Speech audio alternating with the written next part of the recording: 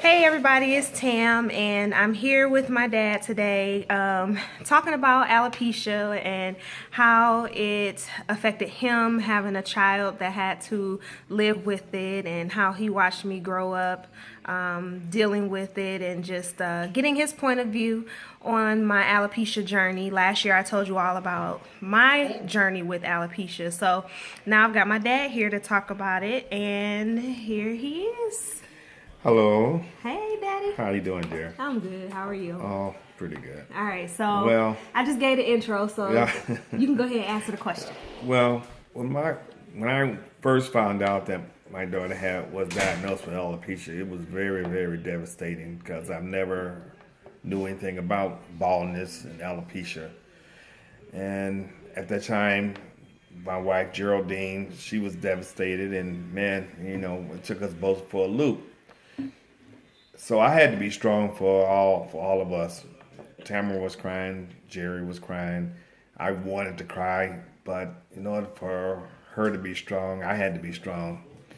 And at 6 years old, it's really hard for a 6-year-old kid to have alopecia because the other kids that don't know anything about it teased her about her hair, and we have to go out and buy grown up wigs. She actually wore grown up wigs at the time, and they wasn't the best of wigs.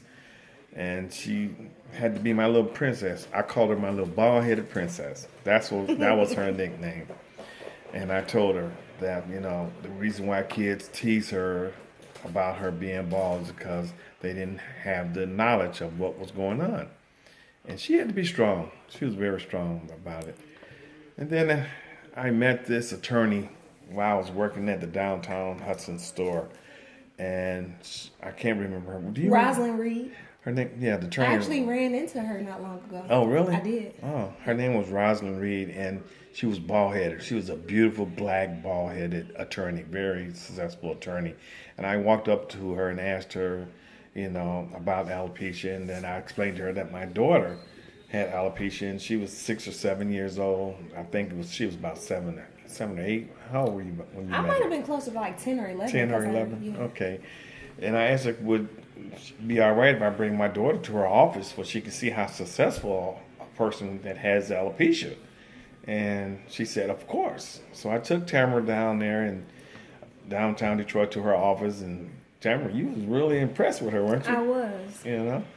Yeah. And as time went on, we was able to find different companies that made different wigs, and as she got older and got to be successful in business and everything, but it was hard, and there was a lot of nights that I wanted to cry, but I couldn't let her see me cry because that showed weakness, and I wanted my daughter to be strong, and she was a beautiful, strong, bald-headed princess now. Yep. So, Daddy, can you tell them about what type of things that you and my mom decided to do to help me cope with it? Because when I was diagnosed, they told us that it was due to like nerves and stress and things like that, and I didn't really have anybody to talk to. Like, I found a whole community of people who have Right. alopecia now, and there's Right. different types of Right. support. But back then, I didn't really have Back then, much. the doctors put us through a whole lot of diagnosis. Had her getting shots in certain spots. We had to make appointments for her to get shots. They do a small section of her head at a time. Then we take her back. They do another small section of her hair. They have the hair grow. It never grew back. It came back in spots, and that's when she started wearing her wigs, and again. And by this time, they had really nice wigs for little girls, and they didn't look as bad as they did back when she was When I was smaller, when she yeah. was small and everything. But we went through a lot. But as a family, we had to be strong as a family. And then she had her sister, Serena, that would take her around with her girlfriends. And Tamara loved that. But an alopecia child should have you give them a lot of attention. Let them know that they're loved. Let them know that the kids don't know any better. They're going to tease them. And when they tease them, you got to be strong for your child. And my most important thing is that, they're beautiful.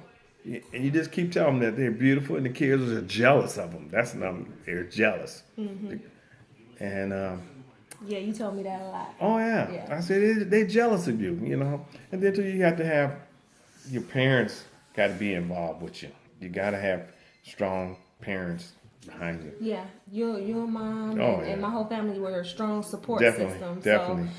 So even though I didn't have anyone to talk to, I had a strong She had family. a strong family background. So, my advice to a parent or to a child growing up with alopecia is be strong. You're beautiful.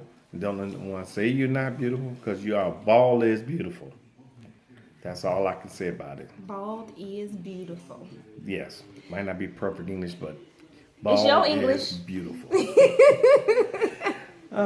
And parents, anyone out there that's a parent that have a child that's have alopecia, feel free to communicate with me. You can communicate with me through my daughter, or she can give you my cell phone number. I'm on social media, and Yeah, if I'm anybody not. has any questions, Yeah. if you want to get in touch with my dad, I can get you in touch with him. But Daddy, I want to thank you for sharing your time with me tonight. Yep. Mwah. Love you. Love you too. And Feel free to call, get in touch. I'll be more than glad to share more experience and more knowledge about how to deal with alopecia when you have a child. Yep. You get firsthand experience. First-hand experience. Yep, and see how knowledge. beautiful she is? Well, yeah. See that pretty bald head? Just like her daddy's head. You have a head full of hair, Father. All right, so I appreciate you guys All right. giving me the support that you've given me over the last year and just over my entire life. Definitely. And thanks for listening. Thanks for sharing. Thanks for spreading the knowledge, because knowledge is power. And the more we educate and make people aware about this disease, the less uncomfortable some of the children dealing with it today Exactly. will have to feel. If you're comfortable with it as a parent, that'll make your child more comfortable with Absolutely. All right. All right, thanks, Dad. it. All right, honey.